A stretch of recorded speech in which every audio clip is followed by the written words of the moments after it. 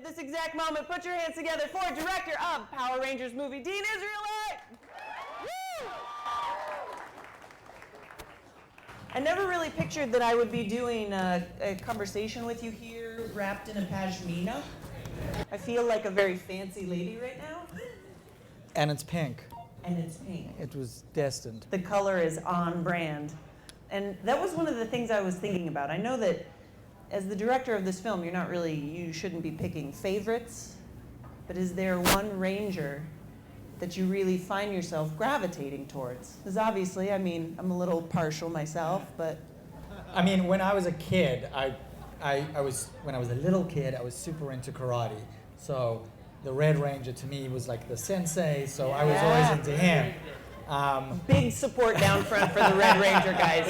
Big support. But I don't like to pick favorites anymore now. We had hats made and they were in all the different colors, and so I would come to set. I would actually pick which hat I was going to wear. Oh wow! Kind of depending on what the scene was and who I wanted to kind of like. It became a superstition for me, and so I started to wear it, and the kids started to realize that I was wearing it, and it sort of meant something. So it became a competition with them about which color I was wearing every day. It kept them on their toes, I think. Yeah, that's right. That's a good approach, I think, for a director. It's like, hey man, I'm not wearing your color today. Right, exactly. Do better. Do better today. You phone it in. That's cool. The thing that I think everybody's going to be really psyched about when they see the movie is that this movie, to me, is about connectedness. Right. That's how they morph in the first place. But that theme, it feels so timely right now. Right. I think that we need more of that in our world. Can we get like a shout out for connectedness, please? No, it's true. What I'm very proud of in the movie is that it's about these 5 characters, and we've taken the characters very seriously, and we've tried to make the issues and the challenges that they're facing feel really modern and really contemporary, and given that it's sort of its due respect. Listen, it's hard to be a teenager, and I think it's hard to be a teenager today, and what you're talking about is the movie is also about this inclusion. They're all such disparate, disenfranchised teenagers, and they're all from such different walks of life, and part of the movie is about these kids trying to go through all of these challenges and figuring out not just who they are, but sort of who their tribe is, and that journey, I think, is kind of beautiful in the movie, and you're right, it is very timely, and I just hope that sort of kids feel like they're going to belong when they watch the movie, no matter who they are, and that they're going to be able to find their tribe, and that we are all kind of a big tribe.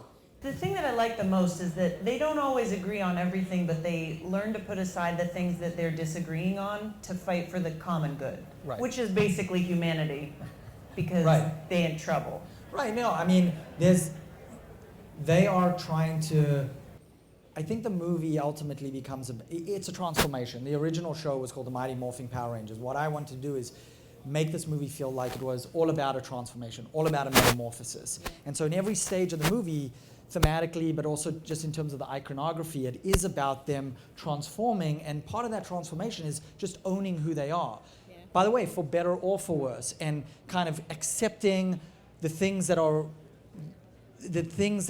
they like about themselves, the things that they don't like about themselves, the things that they're confused about in terms of who they are, and then looking at each other and saying like, I'm good with you for the way you are too, and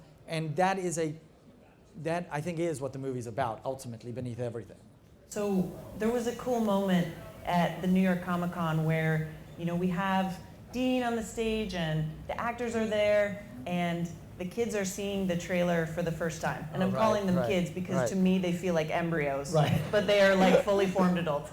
And it was so cool to watch because I was standing there and I didn't know all of them, but they had their arms around each other and they were watching this trailer, and the looks on their faces, they were in awe of what they were seeing, and I got that they were so close.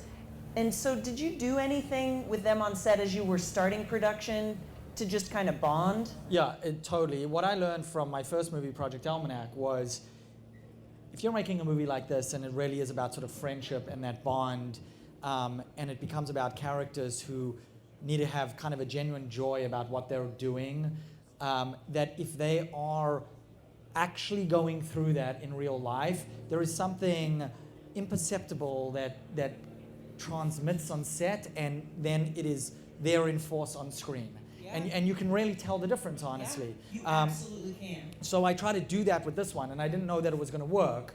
I made sure we had 2 weeks of rehearsal. So they showed up 2 weeks before we started shooting, and I made sure that the rehearsal was geared towards like figuring out the characters, yeah, sure, getting them comfortable, but it was about what I was hoping to try and engineer was that they would start to have a relationship off camera. Right. And they did, and by like week 3 or 4, they are this like gang. And I started to kind of like regret what I had done, because they were this tight group, and and they stuck up for each other all the time, and like you couldn't, you couldn't give one guy a hard time without somebody else coming to his defense. Hey, knock it off. But the kind of friendship that you see now, they've been doing a bunch of press, and I'm telling you, the friendship you see in the press is not fake. It's totally genuine. They are best friends. I do a lot of interviews, and I've gotten to the point like I can kind of tell when the actors like secretly hate each other. Right. And that is absolutely not the case with these people. No. And it really translated to what I saw on the screen, and I was super psyched about that. The other thing that I was super psyched about that I would like to talk about in depth is the phenomenal Elizabeth Banks as Rita Repulsa, because when you see this performance, it's, to me, like the only modern thing that I could really equate it to, like on a frenzy level, is how I feel about Cookie on Empire. Like Elizabeth Banks is so committed and so insane and so over the top. I never wanted to stop seeing her like stealing people's gold. Right. She's like the hottest leprechaun ever. Well, and what's so great is that Elizabeth just wanted to be super bold. You know, we sent her the script. I sent her all of the designs. We're about to go into principal photography, and we heard she likes the script. Oh my God, Elizabeth Banks likes the script. She likes the kind of the designs. Yeah. Awesome. Okay, and then we got onto a Skype conversation with her, me, her, and John Gadens, the writer, and we just started talking about it, and I started telling her, listen, I think she's got to be outlandish. I think she's got to have an absurdity to her, so she's both scary and hilarious at the same time. And if you think about, I grew up on Tim Burton villains, you know, and I wanted to kind of harken back to that, and I think we haven't seen that in a long time. And she totally embraced that. And so she came to set, and we rehearsed for a day.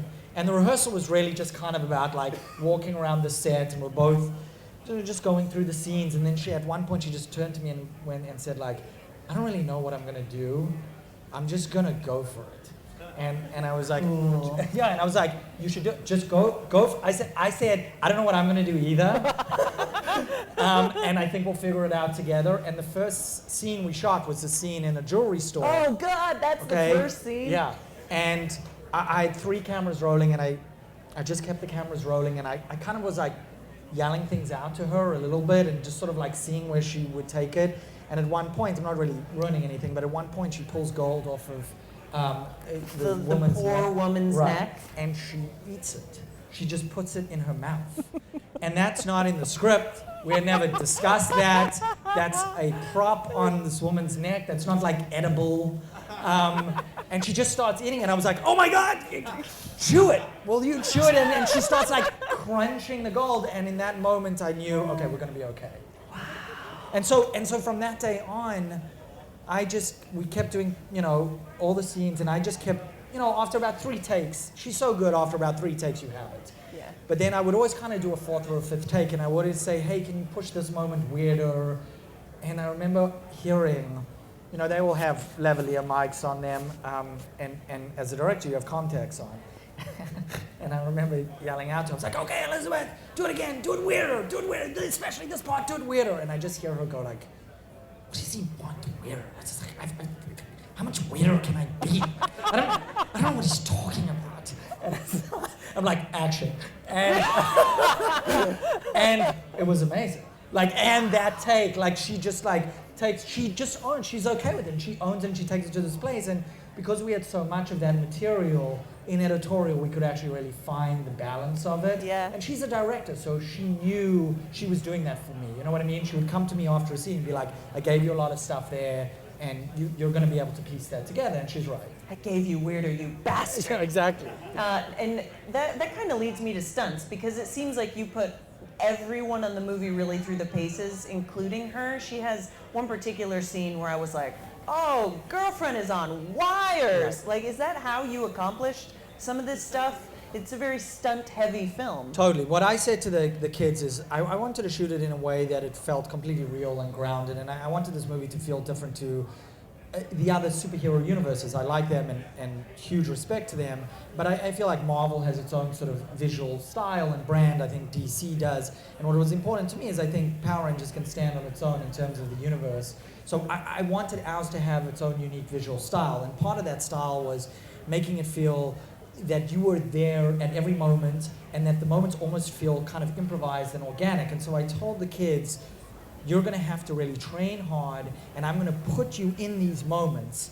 And they started training even before they showed up to pre-production. All around the world, we got them trainers, and they would have to check in with us, and they would have to hit kind of, I don't know, we would know on schedule, had they shown up, you know, had they hit whatever they had to hit that week. And I'm actually just thinking about physical things that you wanted them to hit, like boulders, walls, totally chairs, by the way, cars. And I mean, you'll see some behind the scenes stuff, like Ludi, like he's all cut up because we're throwing him, and the set we're in, it's like all of the sand, and it's like really painful. And I guess I'm lucky that they were young, because I could abuse them in that way. And they were down. In fact, there even became times where I was like, okay, guys, the stunt guys are going to do it now. And they were upset that the stunt guys were going to take over. And Elizabeth, she'll be the first to admit, she didn't do as much wire work as what it looks like in the movie. She did some. But, you know, I can't push her around like I can push the kids. So it's like, she's like, I'm going to have meet my stunt woman, and I'm going to have her do this now, but in a great way, because you do need professionals like that doing all of these huge stunts. So what you're telling everybody is that Elizabeth Banks does in fact have boundaries. Everybody get on Twitter and make sure you tag her and thank her for knowing what she can provide to you, both as a human and a woman. So way to go, Elizabeth. I lost my train of thought because I'm busy thinking about Elizabeth Banks just getting tossed around and then finally being like, no. Right, exactly. And I think the scene that you're talking about is in the bedroom with Trini. Yeah. Okay, so that scene, it's interesting. Part of the idea for that scene is that I wanted it to just be kind of gangbusters and ridiculous in terms of how raw it is. And so we decided to build the set to scale, basically. So it's a bedroom, and it's a small bedroom because she's a teenager and she's sort of just a middle-class girl. And this is the cool part that you've seen in the trailer where Elizabeth Banks is like hovering over. And so I decided with the production design, I said, well, I think it would be cool if we don't kind of do the movie thing where we build the set kind of like 3 times as big as what you needed, and then we'll shoot it in a way that it looks small. Like, let's like really kind of make it feel like we're really cramped in there. It was like a disaster. Because the whole crew is turning to me going like, there's nowhere for us to be. Like, why are you doing this? But I actually do think it lends itself to be kind of like, you're right up in the action, and like, she's throwing her into the chimney, and the bricks are exploding and things like that, and you're right there. Well, yeah. You're right there because there's no more room. Like, the camera guy like can't go anywhere else. You are actually right there. Well, and in watching it, I found myself, that's kind of what's great about the movie itself, is that it feels very grounded in reality, and that's unlike the television show, which was very over the top and bright. And I was like, where in the hell are the Yellow Ranger's parents? Right. Like, well, no, they leave. There's a shot of them. See, I was too busy being terrified of what was coming next to even know, because I was like, Jesus. We thought of that, though. I hope they have friggin' homeowners insurance, because holy shit, that's like, I'm not allowed we to destroyed swear. that room, and then we actually the next day because it's such a heavy dialogue scene between Elizabeth and Becky, I really focused on that the whole time, and I felt like we had got them flying around the room and bashing into walls and closets and chimneys, but I didn't feel like we had really destroyed the room enough. So the next day we came back, and I was shooting another scene, and we sent kind of a splinter crew, and I just told the guy all day, just put the stunt people on wires and just like bash into walls. And they did it for an entire day. Oh my God. Between our sort of rolling and cut, you would just hear action on this other unit, and like the wall fall apart. Dean Israelite giving new meaning to the term splinter crew. Right, exactly. You're welcome, Lionsgate Lounge. One part of the movie nerd in me, in the trailer, I love when the Rangers are getting their powers, and you see a couple shots. Phones are snapped, sinks are destroyed, and how was that achieved in real life? I just love knowing, was that... That's all practical. That's so cool! Yeah, we built the sink that it could be this breakaway sink. And a breakaway sink? Yeah, so part of that sink is completely breakaway, but then also as plumbing, you'll notice that the water still flows even when it breaks away. That's that was awesome. sort of like a cool touch that we put to it. That phone is a practical effect phone that can kind of break. That's awesome. And there's no CG enhancement on that stuff, really. Which is cool, because that was important to me, that you would see it you would capture it in the camera, and actually that sink shot, it's cut up in the movie right now, but that was all one shot from the moment he wakes up, and we only had 3 sinks. So if the shot, which when we shot it was kind of like, I think over a minute long, and I thought in the movie, I hoped it would play kind of all as one continuous shot, and it doesn't fully in the movie now. But so in the movie, when you're on set and you're shooting it, if something is wrong halfway through, you're like yelling, "Stop! Stop! Don't!" Don't break the sink! And the same thing, by the way, when when Naomi cuts her hair, you see it in the trailer. She's cutting her real hair. She had beautiful, beautiful long hair that she hadn't, that she had grown for years and years and years. And we shot, that was the first scene we shot with her, and we said we would cut her hair, and we had some wigs as backups, but they weren't going to really ever look as good. And so that again was like, as we were rolling, and she would do great things, but if there was anything wrong, I would yell stop, and then I yelled cut, meaning No, that's the wrong thing to yell. meaning cut your hair. And everyone just put the cameras down or whatever because I yelled cut. More specific. Right. We need that specificity. was a moment of learning for me. Commitment from these actors. Like, it's all over the place. It's super cool. Yeah, totally. So let's talk about Cranston, Bryan Cranston, not Billy.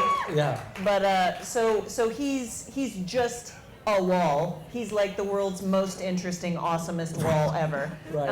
And so talk about capturing his performance, because he's Bryan Cranston. Right. I mean, that was, one of the most exciting moments of the movie, which was we decided that we were going to shoot the movie first, and then go out and try and get a Zordon. Okay, so they didn't have a Zordon when they're when they're morphing? No, we had a great guy who was on set for us, and he was like, he had a microphone, Zordon. right, and he had a microphone, and he was sort of playing all the off-screen lines, and we put him like far off in a tent somewhere. Oh, nice. And had a sort of a big booming voice. No, but the kids aren't responding to Bryan. And we knew we needed to do that because it was very hard to give someone of Bryan's caliber a script and say, you're a face in a wall for 2 hours, like, please will you be part of the Power Rangers movie? So we knew we had to be able to kind of show him things. So we shot the movie, we had our designs that were much further along at that time. We sent him a sizzle reel, we sent him the script, we sent him the CG kind of where it was headed, and he was able to get a much fuller picture of it, and came into editorial with me and started watching scenes and watching the kids, and he got really excited about it, and he understood what we were trying to go for, and he really liked the kids' performances, which was super cool to hear Bryan someone of his caliber sit next to me and go like, those kids are really good, and I love their performances. I'm like, thank you, Brian. Yeah, and, they're so earnest. They're so in it. Right, and so he decided to sign on, which was a great moment because he signed on based on what we were doing. He didn't sign on based on some kind of like promise I was trying to sell him on. And then the facial capture, which you're asking about, was really cool. We had 9 cameras, and they're all focused on his face, and we have him in full prosthetics. Ooh. And we ran through the script, and it took a whole day. And we ran through the whole script, and we're doing each scene, and we're doing it a few times, and it's totally his performance. In The Wall, it's not just ADR. I mean, it's all of his expressions. And at the time, I said to him, you're going to be able to see your performance in this wall. We have a wall that's made up of like millions of pins. It's going to be your likeness. It's going to be your performance. I had no idea if that was going to be true. Zero. And he saw the movie and he was like, right, he was like, you're right, it's me in the wall. And I was like, I know. Thank God. Exactly. It's like, I mean, because it brings up back memories of like that thing, the rectangle thing, and you put your hand through. Right, and exactly. It's that thing. Yeah, it's the most expressive that thing. Well, what's good about, what I thought was exciting about the concept of the design is A, you can feel his performance in his face. Yeah. You really can. But B, it becomes this sort of analog experience. So even though you're in this futuristic spaceship and everything is super high tech, it feels very tangible. Yeah. And the way he moves around the room and what we could do with the sound design, I feel like it's scary and he has a real presence about him. So I think the design captures a lot of feeling.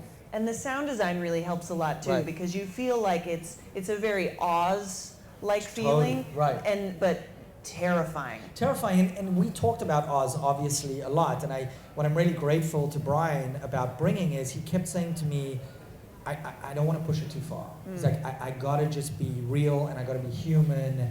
And I kept asking him, I kept saying, hey Brian, you gotta project a little bit more, like the spaceship is really big. And he kept pushing back.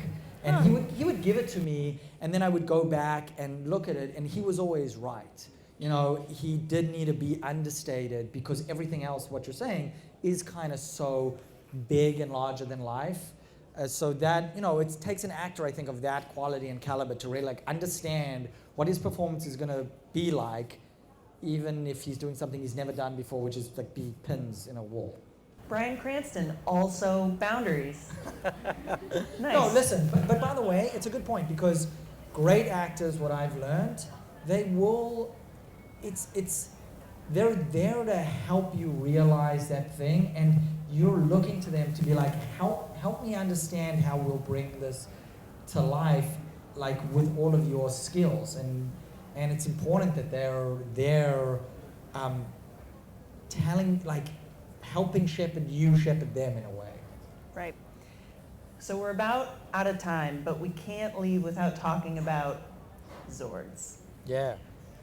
Yeah, right? So just tell us everything. So they didn't exist when you're shooting. And I mean, Correct. So I imagine that presented a particular challenge because the coolest part, I'm not going to spoil anything, but the entire end segment of the film is this great sequence with them in the Right. Zord. So what was that? What was shooting that?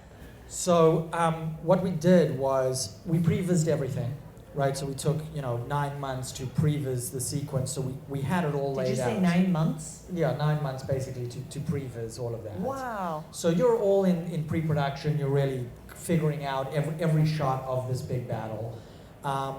And then on set, we built the cockpits. So you have the cockpits and you have each of the Rangers in a cockpit. The cockpit is up on a 30-foot gimbal.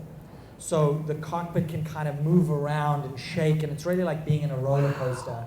And then I had 2 50-foot cranes, each with a camera on them. And then we had a third 50-foot crane with a huge light on it, so the sun would always be in the right place. So you're moving the gimbal, and you're moving the 2 cranes and the third crane as well constantly, and you're looking at the previs, and you're just trying to recreate all of those moments, but every single moment from the previs. And actually, what I'm proud of, which I probably shouldn't be proud of, is we shot so much footage of them in the Zords that we broke the record 3 times for the amount of dailies delivered there was so many hours of footage that on my last night of shooting, I saw a whole kind of huddle by the camera department, and I went up. I was like, "What's going on, guys?" And they're like, "We're running out of media. Whoa.